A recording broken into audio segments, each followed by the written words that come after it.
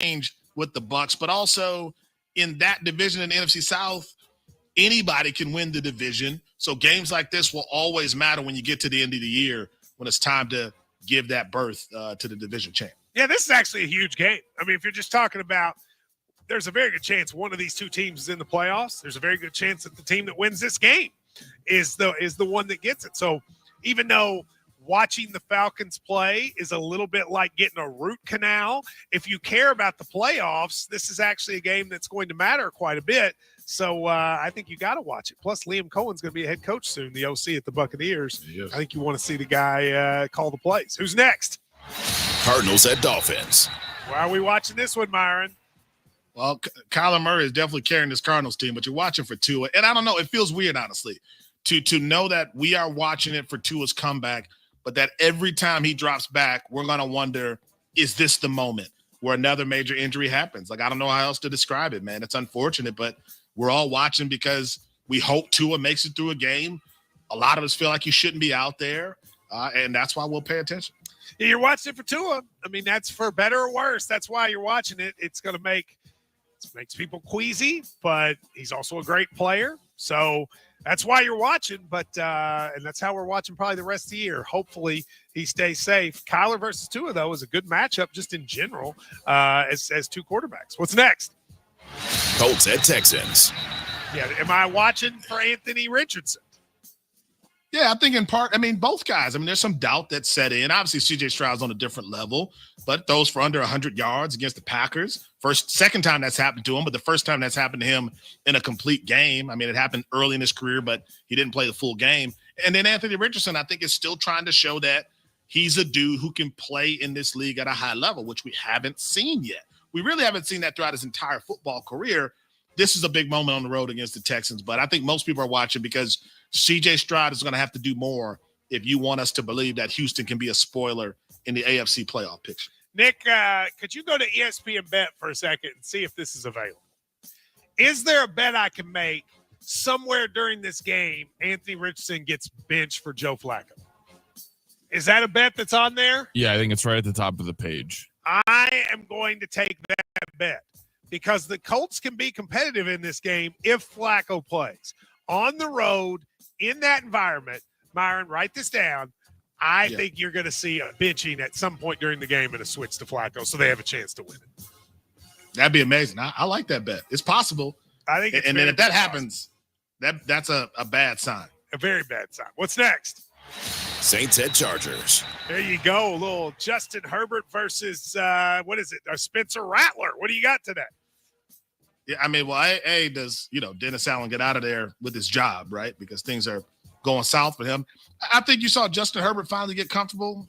I think in this offense under Harbaugh, yes, it was in a loss to the Cardinals, but at the same time, he threw for 349 yards, and you just wonder if this is going to be the Justin Herbert we see going forward under a new coach. So, to me, we talk about him as if he's one of the guys that can play at an elite level. The wins haven't backed that, despite the numbers validating that idea, but I think he'll have a big game today.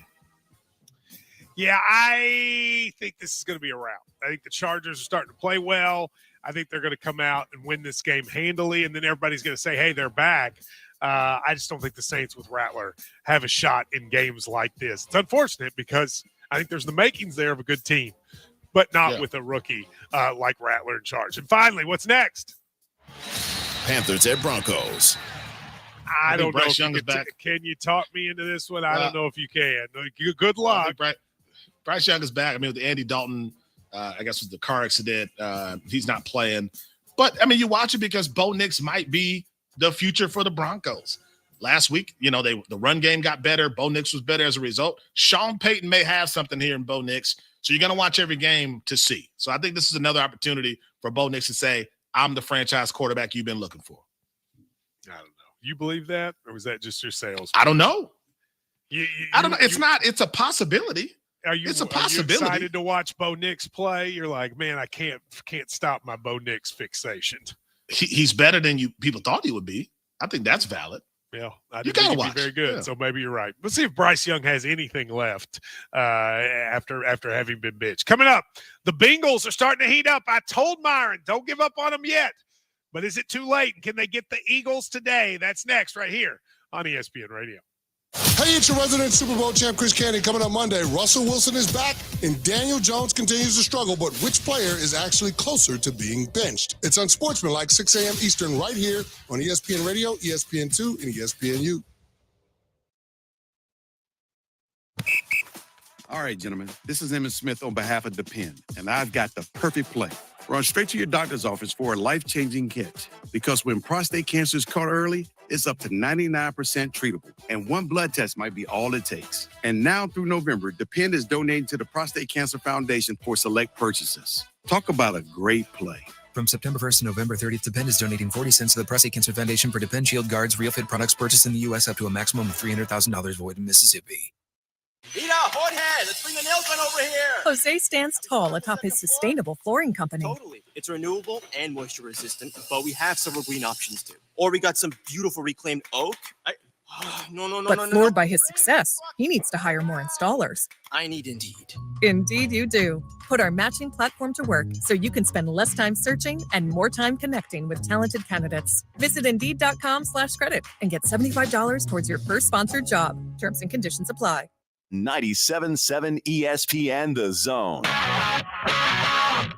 By now, you know about Eagle Masonry and Insulation, and maybe you know that Eagle also does landscaping and dirt work. But how about after paint work? Shower doors, shelving, and mirrors, all taken care of by Eagle, the same Eagle that takes care of all your masonry, insulation, and landscaping needs. Eagle brings the same level of expertise to all these disciplines, and they're ready to provide you with a free quote. The website is the same, insulatewitheagle.com, as is the phone number, 256-755-1556. Give them a call and see what Eagle can do for you. Eagle saves you time. Eagle saves you money. Isn't the story of the prodigal son an amazing story? Basically, a rowdy boy who literally wished his father dead, ran away, and consumed his wealth with hard and fast living. Yet the father looked for his return every day, and when the boy got tired of eating pig slop, he decided to return. What did the father do? As soon as he saw that boy, he ran to him, threw his arms around him, and killed the fatted calf for a great celebration. Hey, I'm John Dees, pastor of the Cross Point Church. If you're looking for a church home, come see us, smack dab across the street from the YMCA in Madison. What does it mean to be a part of the Southeastern Conference? That you paint your body, your car, and your dog your school colors? Maybe, but it means more than that. It means your alumni network includes the state, the country, and beyond. It means your school ring doubles as your resume, and yeah, you better believe it means more titles, like doctor, CEO, and your honor. Because this is the SEC, and here, it just means more. What does it mean to be part of the Southeastern Conference? That yours is the only conference with its own chant? Well, yes, but it means more than that. It means a study abroad program that might include reforestation in a mangrove swamp in Australia. It means finding your calling, your future spouse, your startup's co-founders, and of course, grilling tongs that play your fight song. This is the SEC. And here, WZZN, Union Grove, Huntsville, Alabama. 97.7 ESPN The Zone. This is SportsCenter. I'm Ed Bank, and it is week 8 of the NFL, and there are 8 early games on the week 8 schedule. In Cincinnati, Bengals receiver T. Higgins is inactive and will not play against the Eagles after suffering a quad injury in practice on Friday. Atlanta safety Justin Simmons is out for today's game for the Falcons against the Buccaneers in Tampa. The Bucs have a host of players out, but Bucky Irving will not be one of them. Running back is active for today's game. ESPN's Kimberly Martin says despite losing the likes of Mike Evans and Chris Godwin, the Bucs are still a confident team. Some on the outside might think that the Bucs season is likely over without their 2 stars. And Rashad White said to me, no. It is not panic season at all. In Jacksonville, the Jaguars host the Packers. Jags running back Travis Etienne is out. Packers defensive lineman Devontae Wyatt will play, but linebacker Quay Walker is inactive. In Foxborough, the Jets won't have receiver Alan Lazard against the Patriots today. He is inactive. Ravens visit the Browns, and Baltimore wideout Zay Flowers is active, but cornerback Marlon Humphrey is inactive for Baltimore. Also out for the Titans is quarterback Will Levis. Mason Rudolph makes his second straight start for Tennessee against the Lions today in Detroit. Later today in Washington, the Commanders host the Bears, according to ESPN's Adam Schefter. Washington quarterback Jaden Daniels is expected to play. However, Schefter reports the team will still need to see how he reacts in pregame warmups before making a final decision. The World Series shifts to New York tomorrow with the Yankees and Dodgers, with LA leading 2-0. Shohei Ohtani will have an MRI today on his injured left shoulder, though manager Dave Roberts was optimistic after initial test after the game yesterday. Hi, this is Evan Cohen. Join us Monday, 6 a.m. Eastern for Unsportsmanlike. Deion Sanders' coach time has led Colorado to being bowl eligible. What a turnaround for the Buffs. But what does it mean now? Could they potentially compete for the Big 12? And where does Deion go from here? We'll discuss Monday, 6 a.m. Eastern on Unsportsmanlike. 97.7 ESPN The Zone. Coming up on Monday night, listen to our hometown broadcast of the second-ranked Alabama Crimson Tide taking on the Memphis Tigers on 97.7 ESPN The Zone, live from the BBC. Our hometown broadcast is brought to you by TOC, the Orthopedic Center, world-class expertise, exceptional care. North Alabama Mortgage, home loans start here, serving Alabama, Tennessee, and Florida. And by Baumhauer's, your big game headquarters. It's time for the Bama Recap Show, presented by Lawlers Barbecue. Call into the Neighbors Wealth Management Hotline now, 256-576-4977. That's 256-576-4977. Now, here's Drew DeArmond and Steve Moulton. He comes in motion near side, delay give, and a pitch back to the quarterback, and he will go down. A loss of 9 on the play as Bama read the flea flicker and stepped on it in a hurry. Jihad Campbell recording the first sack of the game for the Bama D from 46 yards from the hold of Burnham. The snap upcoming from Nealon Hibbett. It's near the far hash. That's the Bama sideline. As the snap and spot are good, the kick is up. It has enough leg, and the kick is indeed good. Again from the hold of Burnham. The snap upcoming from Nealon Hibbett. And Graham Nicholson getting a good snap, a good spot, a kick that has a lot of leg in it, and it is true. And the Tide has a 6-0 lead behind the quarterback. Getting the snap, looking, firing downfield. That's going to be picked off. Malachi Moore, 40, 45, cuts back left side, gets into Mizzou territory. Going down the sideline, 40, and knocked out of bounds around the 38-yard line. First down, Alabama. Malachi Moore, the pick out of Hewitt-Trussville High School. 3 wideouts left for Alabama. Williams, Henderson, and Bernard. Milroe gets the snap. Free play for Bama. Downfield's got a man. Catch is made. Emmanuel Henderson Jr. makes the grab inside the 5. First down, Alabama. Deep inside the Chick-fil-A red zone. Jam Miller in the backfield to the left of Milroe. In fact, Dupree, Cuevas, and Utes are all in the game for Alabama, and they're all bunched in tight. They'll bring Law in motion left side. The handoff up to Miller, and he will walk into the end zone for an Alabama touchdown. Those are the calls that I was given by Learfield as we welcome you into this Sunday morning edition, week 9 of the college. Wait a second. Did I do that right? Is this week 9 or is this week 8? Hang on. It is week 9. Yes. Okay. All right. I'm sorry. This whole thing. Anyway, a 34-0 victory over the Missouri Tigers.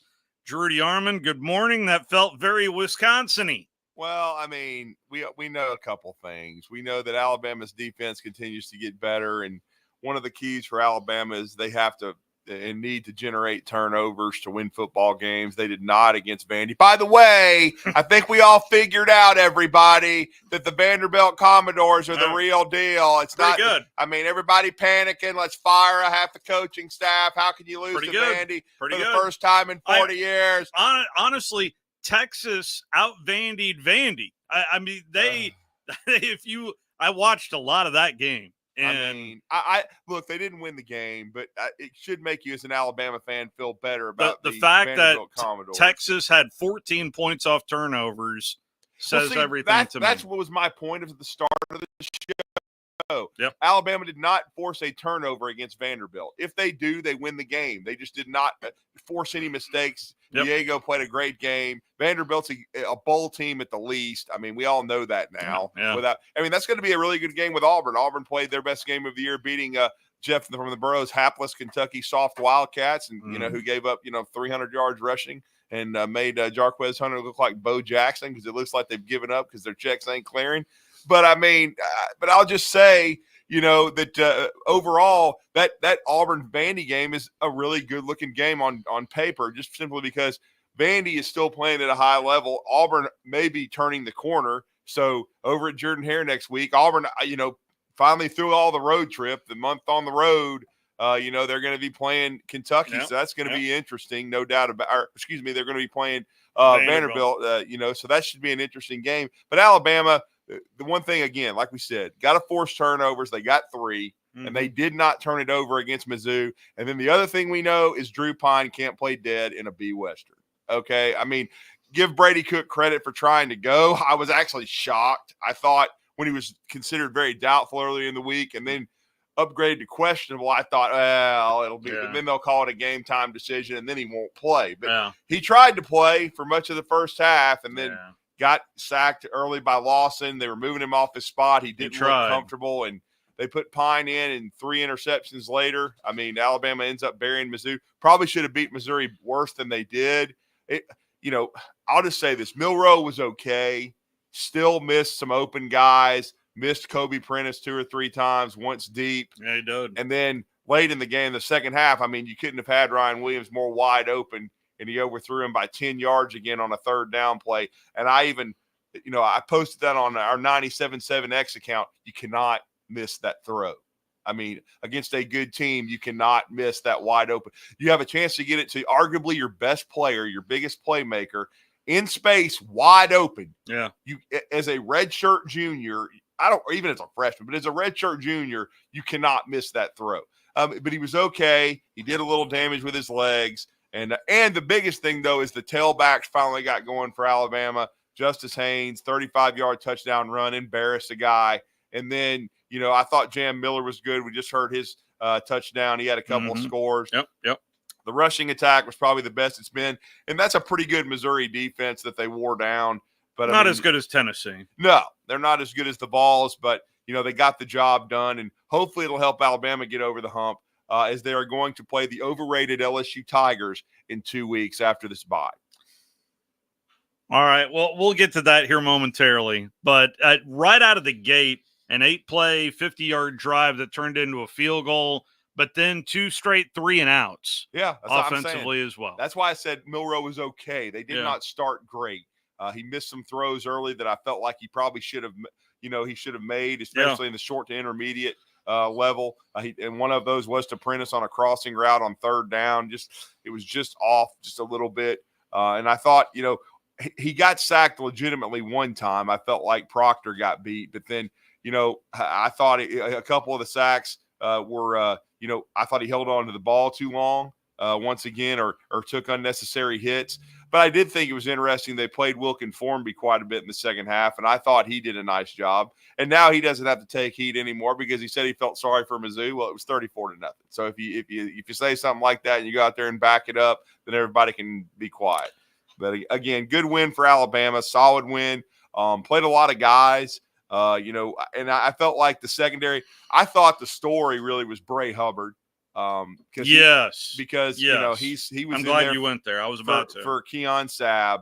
His first start in an Alabama uniform, had 7 tackles, second on the team to Deontay Lawson's 8. Yep. And he ended up with his first interception of his Alabama career. We got some reaction from him in the locker room, and so I thought Bray. And I mean, look, Sabb is probably out for the year. Okay. Maybe Mike can make it back for a bowl game, but broken foot. But I mean, Bray is going to have to play from this point forward.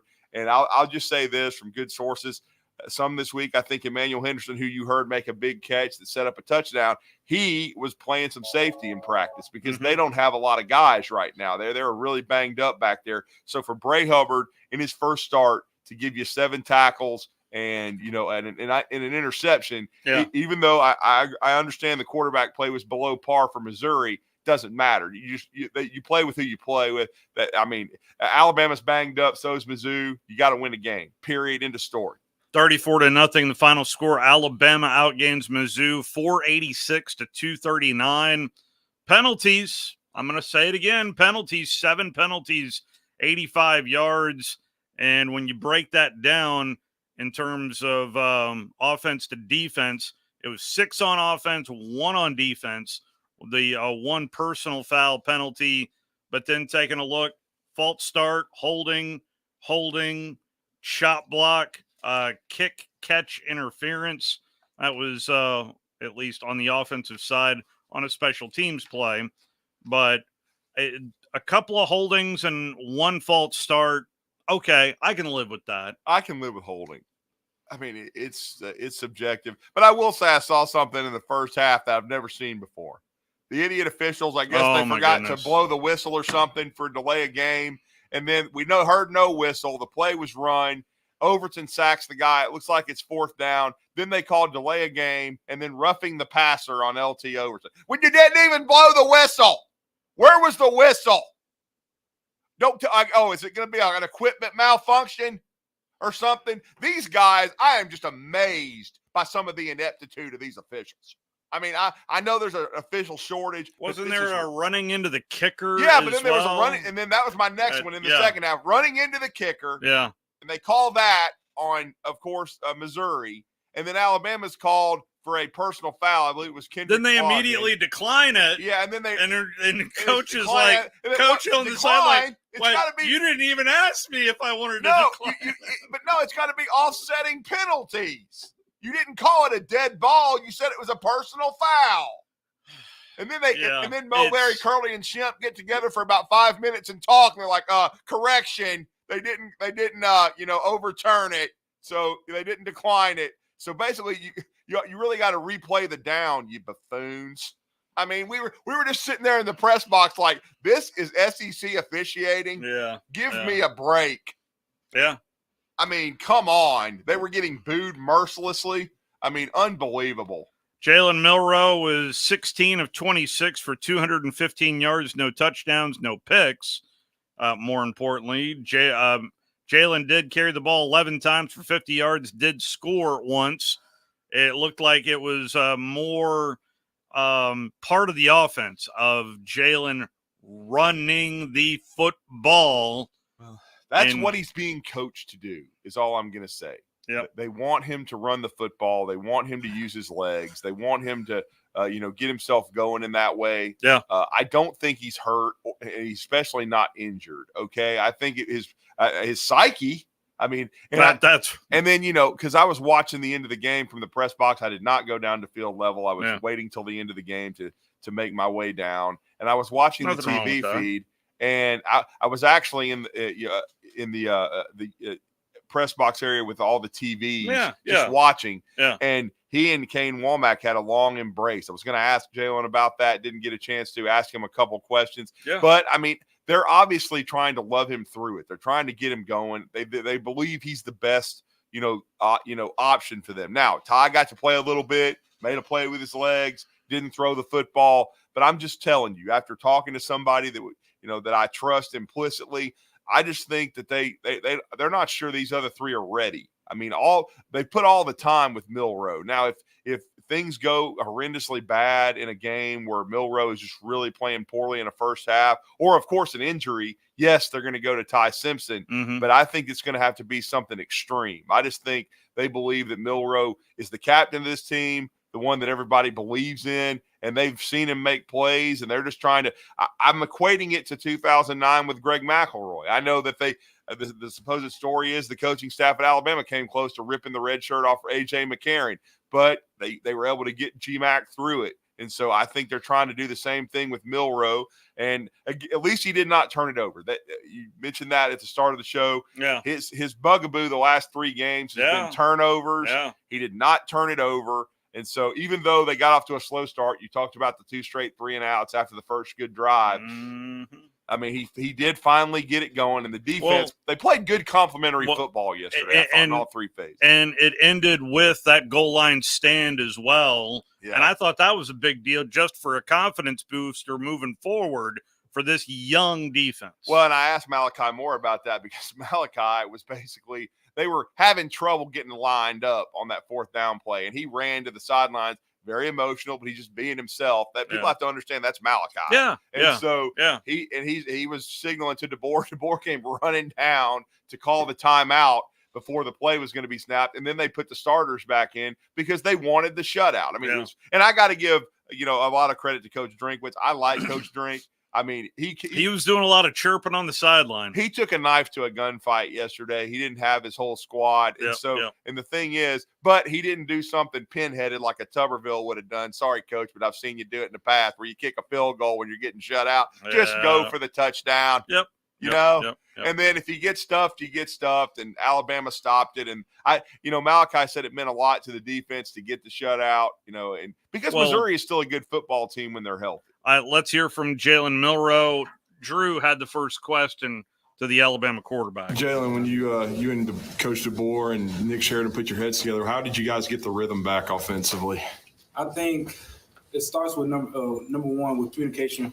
Coach Sheridan, Coach DeBoer talk about during the week, how can we be great communicators? I think that's so important for us as an offense is how can we communicate the best and how can we be effective when we communicate. I think that's something we did a really good job with throughout the whole game, throughout the whole week of prep, just the communication aspect of it. I just try to see football in the lens of our play caller and our head coach. And so it's been great just having another opportunity this week to put in display like all the hard work we had during the week. And so it was just a sign for improvement, and it was able to come into light today. Can you walk us through the effectiveness of the run game today and what was working?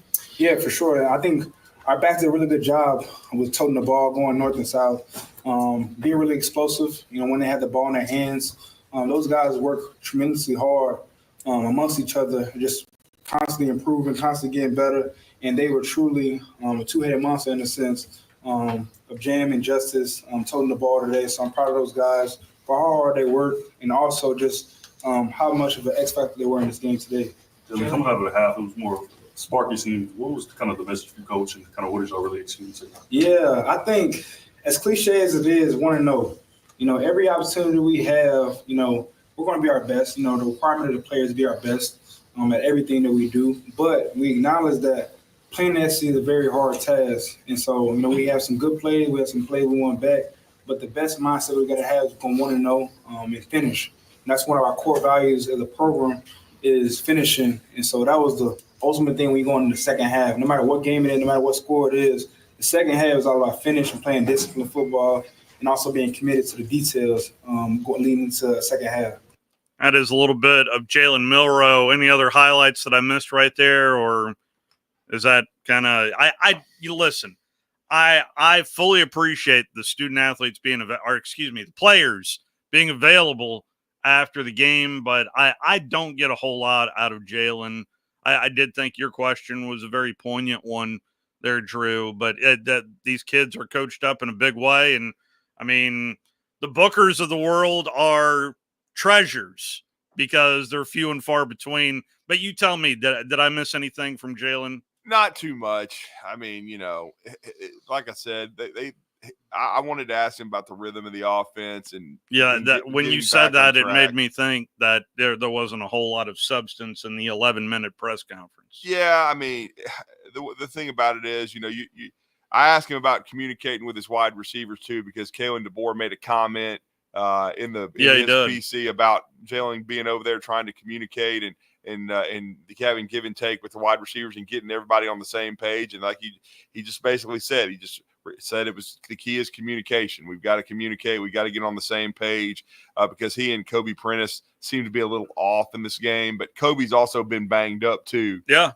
So I'm hoping they can get him, back acclimated into the offense because Cole Adams is likely out for a while. He was in a boot afterwards. Saw him go off with crutches. He's just been injury prone this year. It's probably an ankle situation, maybe even a tightrope deal, but he's going to be out for a while. So I think the punt return situation will probably be a rotation with Mbakwe, even though you got to catch the SOB. He dribbled one of them, but he was able to recover it. And then Ryan Williams. So Ryan Williams did have one good return where he nearly broke one. So maybe he can use some of that magic in Red Stick. I wouldn't mind his best game of the season against LSU. You mentioned Ryan Williams. It made me think of catching punts, and I know that was a bit of contention there for Eli Drinkwitz on a certain punt, but nonetheless, Bama able to hang on to the football in a big way in the shutout victory over Missouri, 34-0.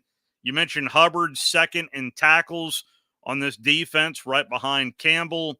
But one player in particular that I've been watching closely, and that's Damon Payne along the front. But what do you think of 44 along the front? Well, just like the entire front, it's kind of hot and cold. I mean, sometimes he seems to flash. Sometimes we don't see him too That's much. why I wanted to go there, because when he's anyway. I'm sorry, I didn't mean to interrupt you. No, I was just going to say he got in a little bit with the ones, but he was mostly with the backups late in the game. Yeah. I think he's been being outperformed. I think they've got the most confidence right now in Tim Smith and Tim Keenan. Yep. I mean, and I think the defensive line played better in this game. LT Overton, I thought, was disruptive. Saw him several times. I thought Keenan played pretty well. But I'll just say this. They're going to have to play their best game of the year against LSU because just listening to LSU's, whiskey and wine, you might want to call it WHINE. But, I don't honestly, just for Matt Moscona. Yeah, and T-Bob as well. And T-Bob, I'll say T-Bob I thought T-Bob was owning some. Yeah, he basically said they got dominated physically and that LSU has trouble with a good offensive and defensive line play. And that's what's going to be the key for Alabama to beat LSU in Red Stick. Going to be very, very difficult environment. Nussmeier has a lot of ability as a passer, but he'll also throw it to you. Mm-hmm. He's prone to mistakes. He had a horrendous second half against Texas A&M. And Texas A&M, when they made the QB change, it seemed to spark them. It gave them some mobility at the quarterback position. It kind of reminded me of the second half of the 99 Iron Bowl over in Auburn when Alabama broke that voodoo when they put Tyler Watts in for Andrew Zhao and then just started running the ball and started pounding the rock because Tyler had good mobility, could run the option. He completed a few short throws to help, Sean Alexander. And Tyler's pretty mobile in the booth right now. Yeah, and so, I just think overall that's kind of what happened. Texas A&M gave him a different look, and LSU didn't respond very well. And then Le'Veon Moss has been having a very, very good season for Texas A&M, man. I mean, he's a former Alabama commitment. He's from the state of Louisiana. And so I think he probably enjoyed sticking it to the Tigers last night. 256-576-4977, the telephone number. The phone lines are not blowing up as much as they were last Sunday. 34-0 will do that to you, I guess. 256-576-4977, the telephone number. I briefly saw the telephone number. I'm going to say welcome into the Bama Recap Show presented by Lawlers Barbecue, Brandon.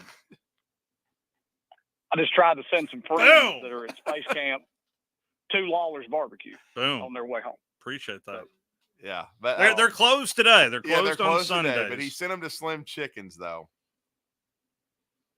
We're going to get Slim Chickens on board sooner or later. Well, I introduced Brandon to Slim Chickens when he came into town. So we went when we were coming back from the debacle known as Nashville. But that's a chain. Yeah, I mean, Lawlers is. Well, I mean, cheers to Lawlers. Oh, yeah, yes. But it was late, Steve. We had limited options, and we were down the Parkway, and we did some quick recon, and we weren't going to go to Waffle House or anything like that. So we're like, okay. He asked me, he goes, "What about Slim Chickens? I've never heard of it." I was like, "Well, it's a good place," and we got in right under the buzzer, as you might say, and so we were able to try some of that, and certainly Lawlers is awesome. We certainly love. We're on the air because of them, and yes, we are. I wish they were open on Sundays. I mean, I love their barbecue nachos, man, and especially now that I had their ribs last week, and I forgot how good those ribs are. There you go. Well, they got Slim Chickens has got that mason jar strawberry shortcake. Oh yeah, that is dead on after getting the hell kicked out of you in Vanderbilt when you just need something to go right on the way home. So looking at this game yesterday, a lot of people talking about has your opinion of Bama's ceiling changed. Jalen Milroe is our ceiling, and we will go as high and as far as he can consistently carry us unless we're able to really do a lot more with the running game, which we did more yesterday. I felt like we beat a D-minus team with our B-minus game yesterday. I don't think we made a ton of awful mistakes. I don't think Milroe, other than some bad passes, he did hit a slant that surprised me. I thought was a pretty good throw. Yeah. Yep. I wrote that down. I don't feel like he went out there yesterday and did anything to draw any large amount of criticism towards him, other than just missing some routine bad throws that he has trouble in the intermediate game. And I saw how he hugged Kane Womack at the end of the game and said, thank you. And I think that the biggest thing that I've noticed this week is the difference in the coaching staff. The level of intensity and look on their faces on that sideline and the way they carried themselves in that game yesterday was very different than what I have seen all year. And I think the pressure and the expectation has not only filtered into them, I think it's filtered into these players. When he took off out there and was giving 55 all that he wanted for whatever it was he did, I haven't seen them act like that. And I feel like they have turned it up a notch. And I think Milroe needed the defense to have a good game to take some of the pressure off of him and him stop being a magnet. And I think that's why he hugged that man, and I think that's why he said that to him. And I'm hoping that with discipline and focus, that the level of talent on this team is going to rise. When we play LSU, that is for who's going to be in the playoff. I think it may be like number 12 or whatever, but you got to win that game to do anything you want to do going forward. Yeah. Boy, did they have a rough night the other night. I mean, that quarterback that they put in looked like a Reed cross between. Yeah, he looked like Johnny Manziel and I can't remember who was it. I said Johnny Manziel and somebody else's love child. But I felt like Bama was better yesterday. We just need more discipline.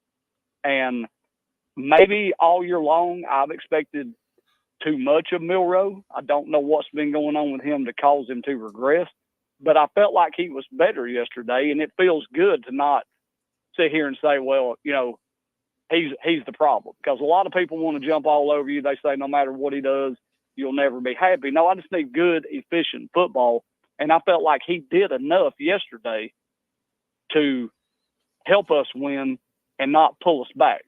Now we got to work on some of the penalties. Now we got to work on some of the focus, but I felt like we just set our feet yesterday and were a little more stable in just playing football than we have been in the past couple of weeks. And I just want to say I enjoyed the Mike Elko, Randy Savage elbow that he dropped right. That was on Jimbo Dirt Neck. Fisher's I'm eyes. convinced of What that. are you? So I know there's a few that are taking it. That's a shot towards Steve Sarkisian because Texas football thinks everything's about Texas football. But Are you kidding me? No, I'm not. Talking fast? No, I'm not. I mean, Yeah. everybody knows who talks fast. Who is the guy that we always joke about talking fast? Politician, yeah. I mean, and he's a total politician. Yep. I don't care if the guy worked for him. He probably didn't like working for him in hindsight. Dirt Neck. There you go. It's amazing that guy's come in there with all the exodus of talent that went on. And in one year, I think it was 43 players that are not on that roster that were on that roster last year. Well, Brandon, let me ask you a question. When you first read it, did you think he was talking about Dirt Neck? I did. Some people said Brian Kelly. Brian Kelly don't talk fast. He talks with fake accents. No, I thought exactly he was talking about Dirt Neck. And I was waiting on him to call him the $90 million man, BR549, used car salesman, whatever you wanted. I was surprised that he was as veiled about it as he was, but I think he's winning some support with his boosters and people by doing that, because Jimbo had way more talent on that team than he's got right now. For 2 years, he had enough talent that he should have competed for way up in the playoff. And this guy comes in just being a good, sound, disciplined football coach, and look what he's done. And that's why when Drew said before the season started, A&M might be a problem in the future. This team has got talent, and when it's well coached, it's going to be something. And you're seeing it now. They had the cojones to make a quarterback change, and maybe you just caught them in the surprise at the moment. They weren't ready for it, kind of like we weren't ready for Johnny Manziel the first time. We ran up on him. We over pursued too much and done some stuff. But the way that dude sold that handoff in those fakes was Nick Marshall 2.0. Thank you. That's exactly who I was thinking of. Yeah, and then LT Overton, don't forget, they had him playing 250 pounds outside linebacker. So, coaching matters. Oh, it matters a bunch. And Elko has put on a clinic in what? Well, 10 games? The other storyline, and I mentioned it during the drive this past week. Do you remember the storyline of Mark Stoops to Texas A&M? Oh, yeah. And how close that really was to happening. Oh, it was. And now we fast forward here to just about Halloween, and right now the conference being led by Mike Elko. Yeah, we'll I'll give you my rankings here in a minute. Yep. Yeah, sent them in at midnight. You got anything else for us, Brandon? Yesterday, short of a bad quarterback throw, Ryan Day tried to piss another one away. He tried to piss it away and got bailed out at the end. Yeah. But my phone was going off. I've got friends up in Ohio, and they were like, this joker has got to go.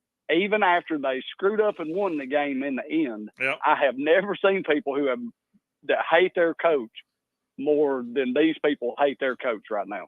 Like we should be beating people by 50 every week. What's wrong? I don't understand what's going on. And it's wild to watch. Texas A&M has got it turned around in the course of 9 games. And Ohio State is mad that they're not beating people by 50 every week.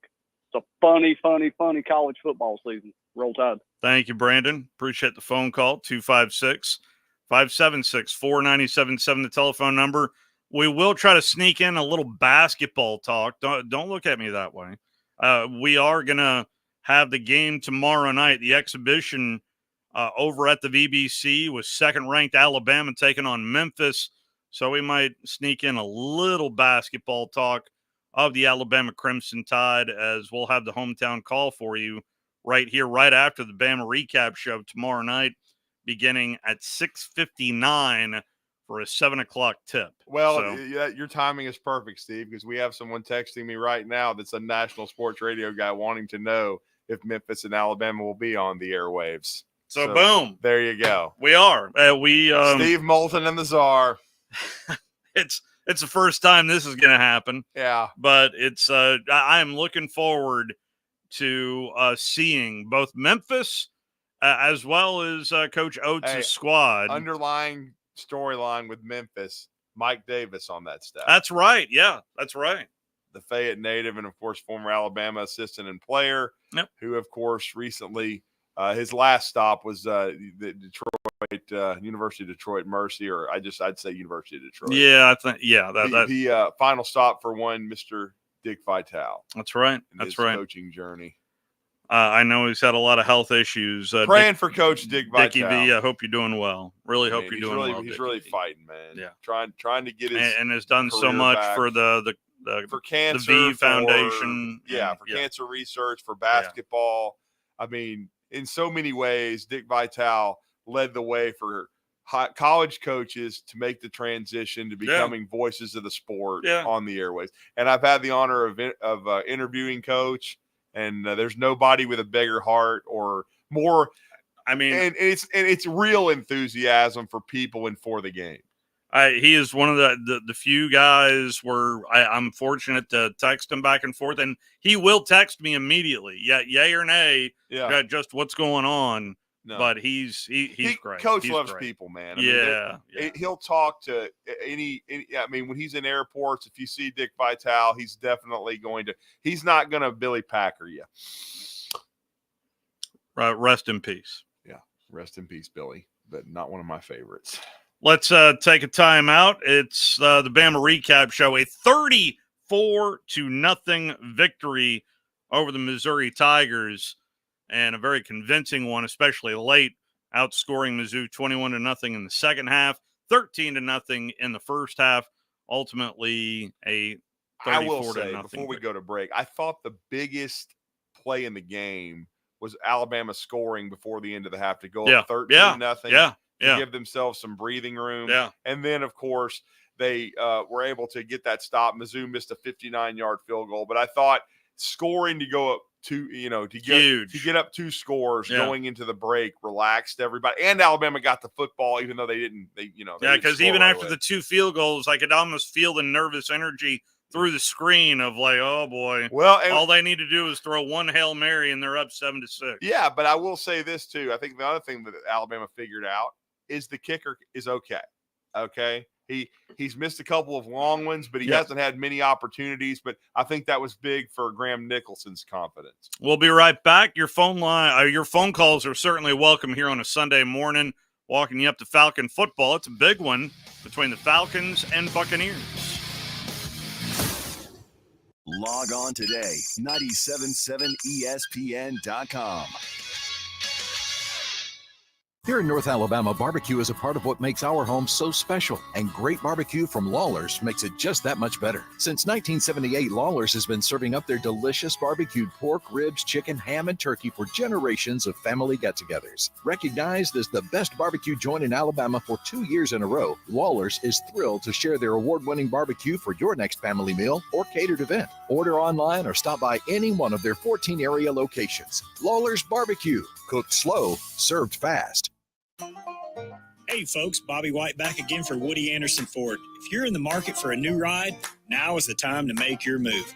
We've got over 700 new Fords to choose from, and with over 2,700 Google reviews, our customers have spoken, giving us a pretty impressive 4.4 out of 5 stars.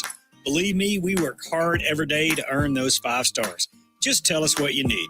This month only, we're offering big savings on your favorite Ford models. You can save up to $10,000 off MSRP on a 2024 F-150 Super Crew pickup. Or take $9,500 off MSRP on a 2024 Edge all-wheel drive. And if you're looking for something even bigger, take a spin in our 2024 family-size Expedition, available for $11,000 off MSRP.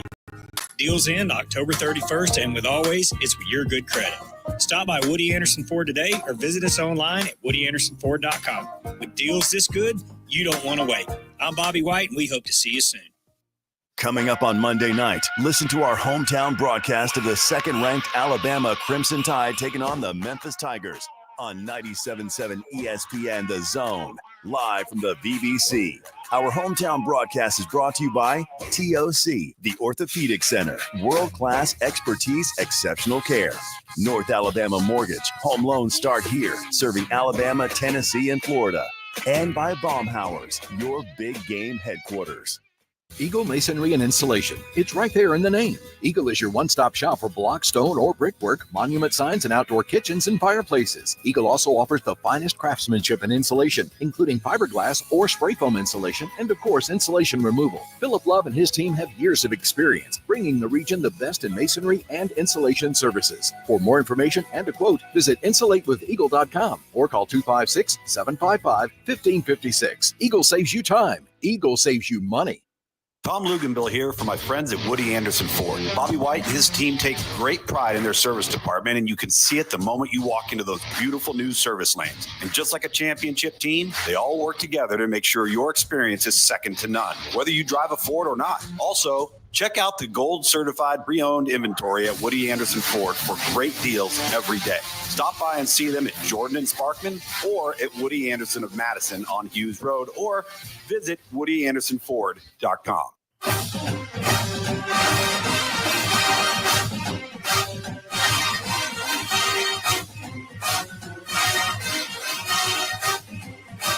It is the Bama Recap Show presented by Lawlers Barbecue. Good Sunday morning to you. He's Grudy Arman. I'm Steve Moulton. If you'd like to join us, you can do so at 256-576-4977, the telephone number. Bama outrushed what they passed. I can't remember the last time I said that sentence. 271 yards rushing to 215 passing. It was nice to see, especially in the second half. Richard Young, the freshman out there, makes a big impact on a couple of runs, including a 62-yard scamper. Yeah, and again, I was asking about Richard the other day. Remember, he got injured against Wisconsin. It was a lower leg injury, and wasn't sure if Richard was healthy again yet, but it was good to see him get loose. When he broke the tackle, I thought he might go 97 yards. Yeah. But again, he hasn't played a lot, so he got chased down. But it was a 62-yard run. It got Alabama out of a hole. And, if Alabama, were the Bob Jones Patriots, then they probably would have tried to score again. But they did not. And, you understand, I mean, you're playing a bunch of backups, and some were frustrated that they didn't let Ty Simpson throw it in the red zone, but the game's over. And everybody wanted to see Ty Simpson. Yeah. So, and I understand some of the frustration you're wanting to, because it's all backups. I mean, you're playing younger guys, but we'll see. But, and no disrespect, I mean, look, Bob Jones earned that game. They beat Huntsville like a yard dog. They got a really good offensive team with a lot of seniors that have played a lot of ball for Kelvis White. And congratulations to them. They're going to go on the road as the 4 seed, 7A Region 4. And they played with the urgency you have to play with, man. They came out and won that game on Friday night. Let's go through week 9. It began with Ole Miss taking on Oklahoma. Ole Miss a winner 26-14. If you didn't see this, please go back and look. I think it's in the final 2 minutes. There is a roughing the passer called on J.J. Pegues. And by the way, ABC is awful about replaying flags. Right. So I went back and replayed it for myself. And if you go back and you see Coach Kiffin afterwards, just this look on his, and he's got every right to do it. It was, I'm telling you, that roughing the passer call late against Ole Miss was awful. Well, and I didn't get a chance to listen to the broadcast because I was in the press box, but I was told that Matt Austin, who, he's become, he's a retired SEC official, That's right. but he's a replay, he'll give you his thoughts on replays and on penalties that are called. He thought it was basically a botch job by the crew that did the Alabama Tennessee. No. I'm talking about this game, Alabama Mizzou. He said, really? Once they blew the whistle or it was a delay of game, you should wave off that roughing the pass because you didn't blow the whistle. How can you call him for the penalty when you didn't do your job? I mean, so it should. In other words, he said it should have just been a delay of game, 5 yards, and then replay the down. No penalty on Alabama. I mean, in a closer game, that's just the kind of stuff that, here we go again. Yep. I mean, Alabama wasn't throwing things on the field, but I mean, come on, guys. They were getting booed, but I don't know. It's just got to improve. I mean, it's just bad. Mississippi State. Speaking of bad. Mississippi State. I've been trying, Steve. I've been trying not to rank them last. But you can't do it after you give up 58 to on the your Hogs. home field. 58-25 is that final score. Ouch. And they regressed a little bit. They got Hutzlered. Alabama, of course, shuts out Mizzou 34-0. Then the Texas Longhorns survive a scare. An early turnover found the Longhorns down 7-0, but then 3 consecutive touchdown drives put them up 21-7, and you're thinking, all right, here we go. But Vanderbilt is a very sporty team, a very good team, and you can tell they are starting to believe that this is just not a fluke, that they are starting to believe that, one, they can win. And that's a scary thought when a team has that belief that they can win against anybody. And so they had an opportunity, but they lost 27-24 was that final score up in Nashville. Then we head to Aggieland, where a couple of missed field goals by LSU, I think, were pretty significant, at least in my opinion. Oh, the special teams. I mean, yeah, I didn't get a chance to see a lot of the game, but I just heard it was an absolute abject disaster. Yeah. As some kid by the name of Marcel Reed comes in, and the comparison to Nick Marshall is, I think, a very accurate one, but he's got a little bit of Bryce Young in him too, just the feel of the game that he had at least. And I don't know how much LSU prepped for Marcel Reed, but it did not much. Didn't sound like much. Didn't feel like there was a whole lot given attention wise to number 10, but there's no doubt that he only had to throw 2 passes. 2 of 2 for 70 yards, but he did run the ball 9 times for 62 yards and 3 touchdowns. I mean, that thing turned quickly. A&M had 7 points at halftime. Did I mention they had 38 to win the game? 31-6, second half beatdown. And so much for LSU's second half dominance over the previous SEC teams that they've played, as now both LSU and Alabama are on a bye before they meet up here in a couple of weeks.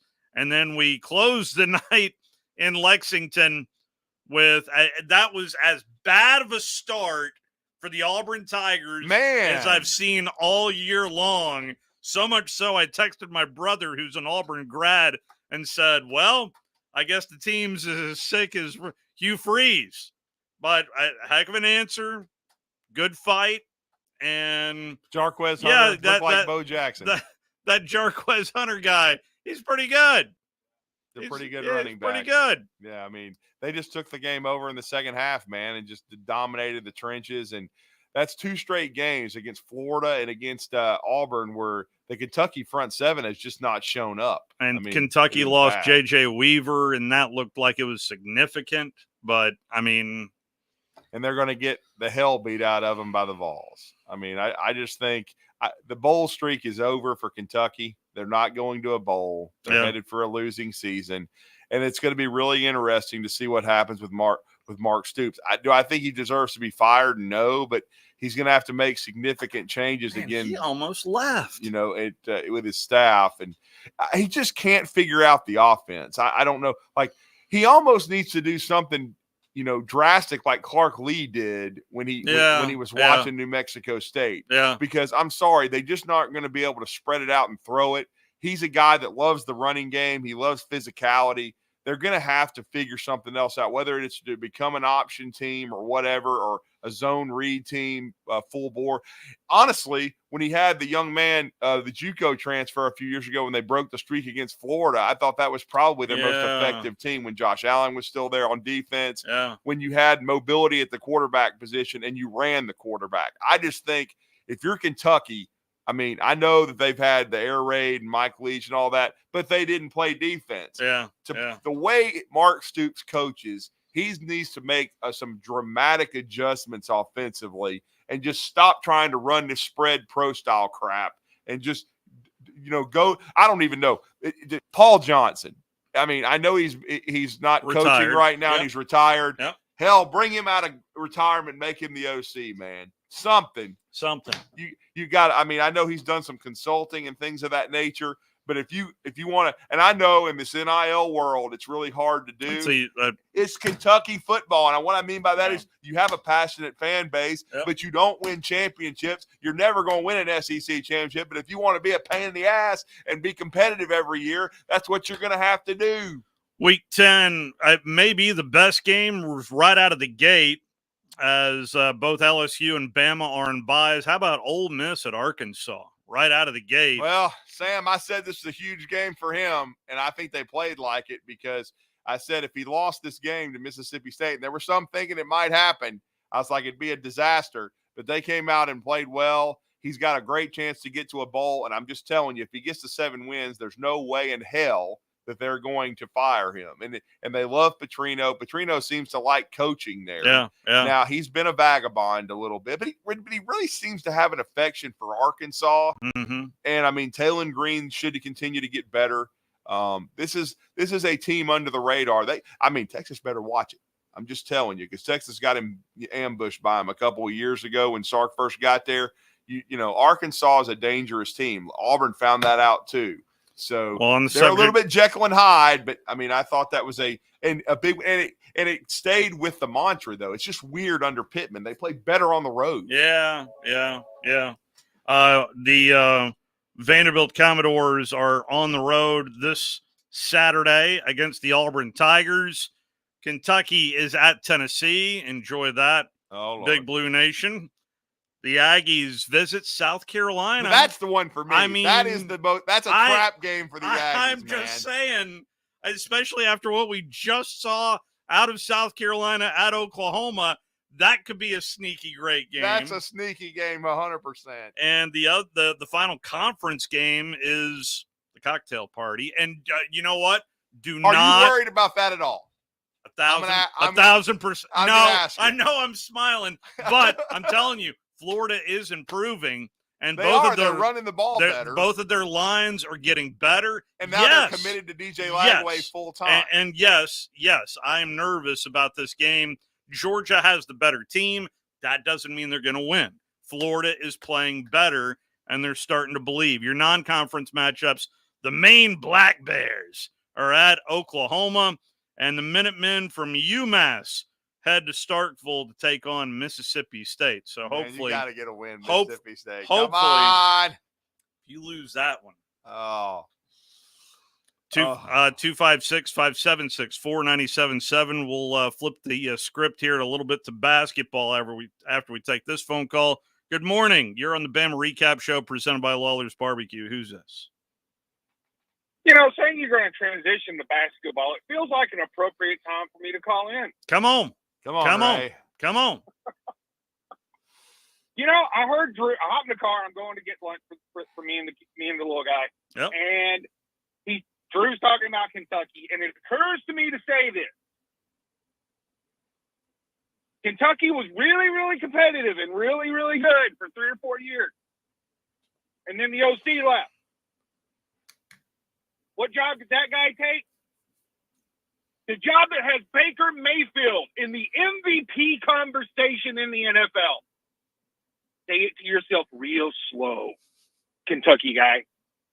That's what a competent OC can do for your program. Make sure you tell Jeff in the borough. Okay, Drew? I'll tell him. I'll tell him Ray said it. Thank you, Ray. Thank you, Ray. That way he can lose his mind and you can throw him off the air again. It'll be fantastic. It'll be good radio. He probably didn't watch the game. That's usually the pattern. When things go disastrously bad. That's a different conversation entirely. Yeah. He can suck his lollipop, go to Rupp Arena, get his soft serve, and leave us alone. Exactly. Thank you, Ray. See you guys. See ya. Tomorrow night is our hometown broadcast featuring an exhibition matchup between the second-ranked Alabama Crimson Tide and the Memphis Tigers. And for Alabama, Mark Sears is back, and a lot is expected of him. But Grant Nelson's also back, and you got Diabate back on this team Mo as had well. 10 the other night. Grant Nelson wasn't in the lineup, we know, and we've got Jaron Stevenson back, who is an outstanding stretch four. Cliff Amori did his thing protecting the rim, finishing around the basket. Very excited about him, to see him coming to Huntsville. And then, of course, Latrell Wright, so still think it should be Wright Sell. But anyway, just trying to help him with some NIL opportunities. But he can really shoot the basketball. Houston Millette, the transfer from Pepperdine, hit 3 threes the other day too. He'll be number 95, a little bit of a different number there for the young man. Mr. Filon, are we going to see him? And LeBaron had 13, and of course, he's an outstanding talent. Anybody in the city of Huntsville that regularly attends the Huntsville City Classic saw LeBaron Filon, and he is a special player. Don't forget Darion Reed, number 35, another McDonald's All-American. Aiden Sherrill, not sure if he'll be available in this game. He's a backup to Cliff Amori. He probably will be back for UNC Asheville. We'll see if he plays. So, but this is a very, very deep team, Steve. I mean, they can play a lot of different combinations. They absolutely have depth at every position. It's the deepest roster I've ever seen. I mean, we haven't even talked about Nas Cunningham. He was a top 50 recruit, and he played some the other night as well. They're very, very deep. They honestly can go 12 to 13 deep without a problem. Chris Youngblood, who may be a starter down the road, he played for the late Amir Abdul-Rahim at South Florida. He was player of the year in the AAC. He's injured right now. He probably won't be back till SEC, but he will not be available tomorrow night. But it should be a great game against Memphis. And this Alabama team is fun to watch. They can really shoot it. They really run away and hid the second half from Wake Forest, who with Hunter Salas and some of those guys are probably going to be a good ACC team under Steve Forbes, who, of course, as we know, is from the Bruce Pearl tree and had a lot of success at East Tennessee. So should be very competitive and a lot of fun to be a part of. Just just remember, if you're going to the game and you have lower bowl seats, or if you're fortunate enough to sit on the floor, maybe with a credential, that there is ice below the floor. Hey, I've been there, man. Because the Huntsville Havoc. Heck, I had pants on, sleeves on yesterday, and I was baking. But I'm going to need them being inside the you are Ropes tomorrow Arena. night. Yeah, you're going to need that tomorrow night. The Havoc are underway. And a big win for the Havoc that Friday night. They lost in overtime yesterday, but a very fine start again for the Huntsville Havoc under head coach Stuart Steffen in his second season. And I want to say, to end our basketball conversation real quick, too. Yeah. Today, they'll start at 1 o'clock for ages 6 to 8, boys and girls 1 to 3, and then from 3 to 5, ages 9 to 14. If you can, please go out to Sand Mountain Park out in Albertville. Brian Domelick and Shooters Paradise are doing this, and all the proceeds are being donated to TJ Perry's family. TJ Perry, an assistant at Skyline, helped them win a state girls championship a couple years ago. He was with Plainview last year, had just been hired as the director of player development at Samford under Bucky McMillan. He passed away in a car accident a couple of months ago. Very tragic. A guy that anybody in North Alabama in basketball, I certainly had some interaction with him. Everybody knew TJ Perry, and he knew everyone. And 4 Division I basketball coaches came to his funeral. Countless Division II coaches, basketball people from all over our state. But that's going to be at the Sand Mountain Park in the amphitheater. They're going to have that. They 1 o'clock, you said? Yeah, they 1 o'clock for ages 6 through 8, 1 to 3 for 2 hours, and then boys and girls 9 to 14 from 3 to 5. And it's going to be elite level training in ball handling, shooting, passing, and defense. You can, of course, go to sandmountainpark.com. It's $40 per player. Phone number 678-520-5631, 678-520-5631. And this, of course, hashtag TJ Perry Ball, because everybody loved him and just wanted to put that out there. Congratulations to the Alabama Crimson Tide. 34-0 victory over the Missouri Tigers. Now you get some much-needed rest this week to get ready for LSU. By the way, those of you that do watch us here on WZZN TV as well as over the airwaves, we will be back here next Sunday as well to start off LSU week the proper way. So we will be here. Before we go, rankings. Number 1, Georgia. Number 2, Texas A&M. Number 3, Tennessee. Number 4, Texas. Number 5, Alabama. Number 6, LSU. Number 7, Ole Miss. Number 8, Missouri. Number 9, Vandy. Number 10, South Carolina. Number 11, Florida. Number 12, Arkansas. Number 13, Auburn, up a couple spots. Number 14, Oklahoma, dropping like a rock. Number 15, Kentucky. And number 16, Mississippi State. There you go. For Jordy Armand, Steve Moulton signing off. Falcon football is coming up next.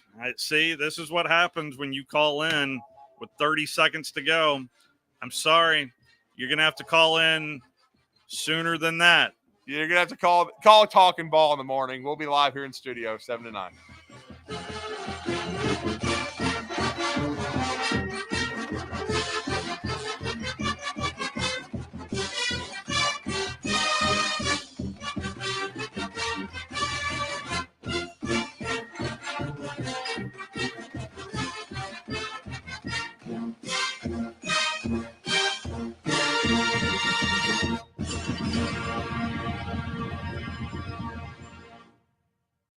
Pretty good one today. They look like a couple of Blackhawks right there. Absolutely. Captains are headed to midfield. Baker Mayfield, Vita Vea out there for Tampa along with Tristan Wirfs.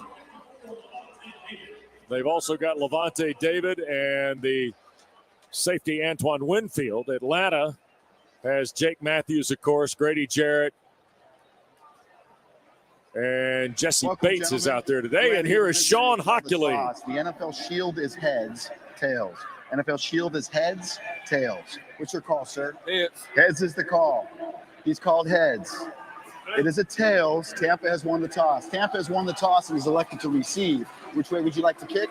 You're good where you are, man. Tampa will receive on this end. Good luck, gentlemen. Sean Hockley off fresh 3 sets of curls there before he flipped the coin. Like father, like son. Not going to argue the point, right? We've already told you the Bucs are wearing the Well, the John McKay jerseys. How's that, huh? Yeah, that's the biggest creamsicle I've ever seen on Vita Vea. I can tell you that right now. Yeah. Vita Vea is going to come over here and sit under a tent on the bench, and then everybody else is going to move because he is the bench. Holy cow. All right, kickoff brought to you by attorney Ken Nugent, getting the settlement you deserve after an accident. 2 minutes after the hour is our start here today on just a gorgeous Sunday, by the way, in Tampa, Florida.